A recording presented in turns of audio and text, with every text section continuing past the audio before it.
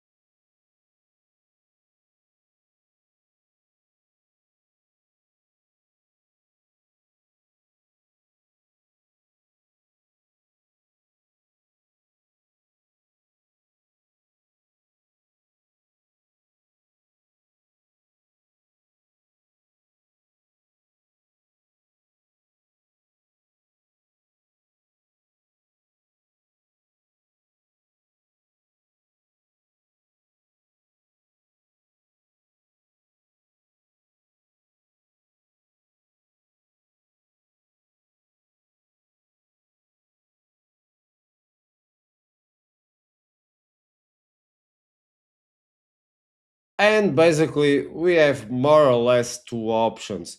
With the rooks, it's to go to the first rank or to go to the A file. So let's see one of those. Let's see what happens if I go with the rook A5. I'm going to use the other one. Well, here, black to play and can simply go for a check. There was also another check with the queen E3. I prefer queen E2 because this more or less forces the play. And so over here, as you can see, white is going to be checkmated. It's not, there's no escape from that.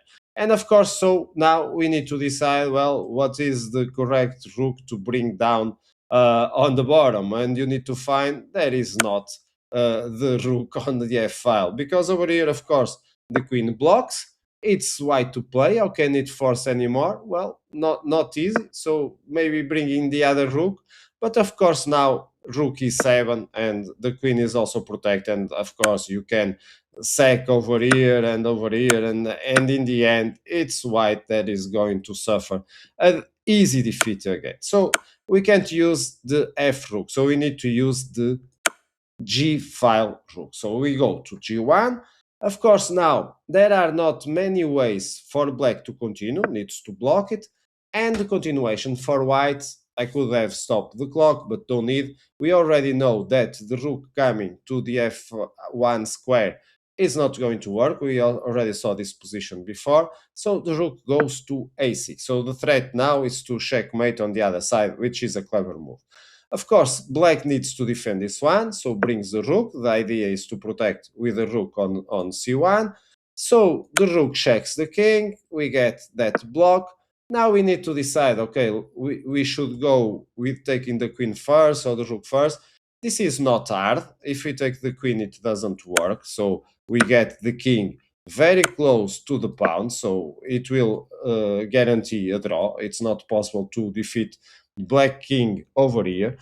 So we need to take it with a rook. So after the block, we take with a rook. The king now takes. The rook checks the king. The king goes to b2, and now it's white to play. Okay, another minute for you. Find the continuation for white.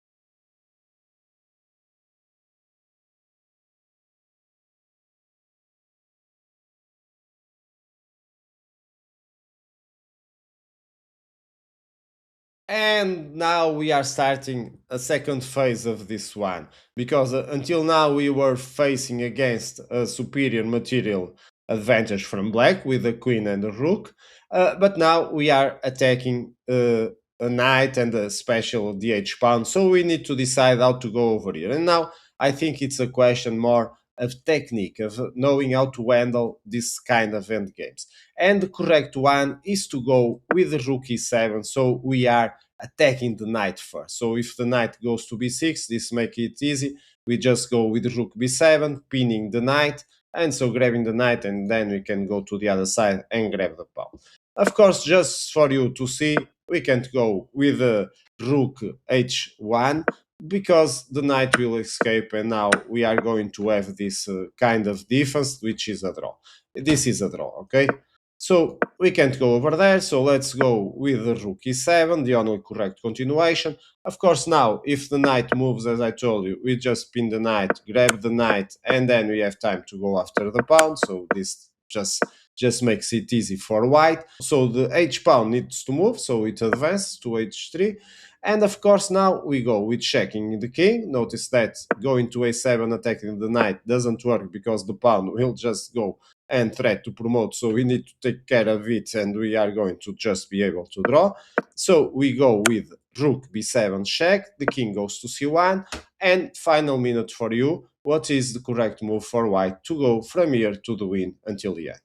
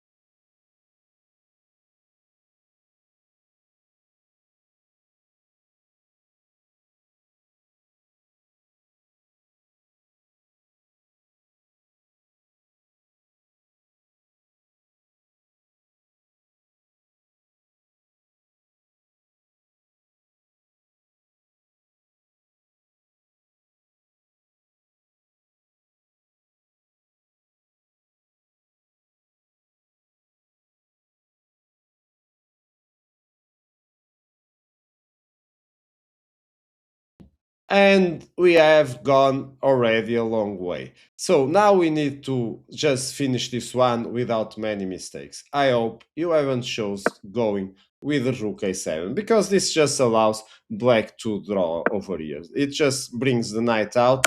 So now we can try to check the king and then threat. Okay, if the knight moves, then I will have a checkmate. But of course, black just goes help the pawn with the king, forgets the knight, and in the end, this is a draw. Rook against pawn endgame. It's not possible anymore. If you need, you can review my series on the rook versus pawns endgame, so you are really sure about this being a draw.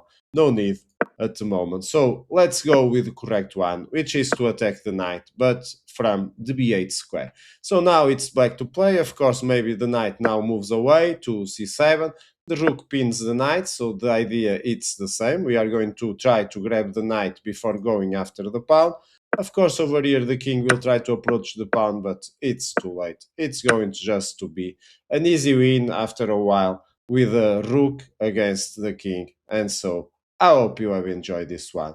At the first position, I was not seeing this. By far, this was a really surprise. So hope you have enjoyed as always, and I hope to get you in the future videos. Bye bye and keep checking.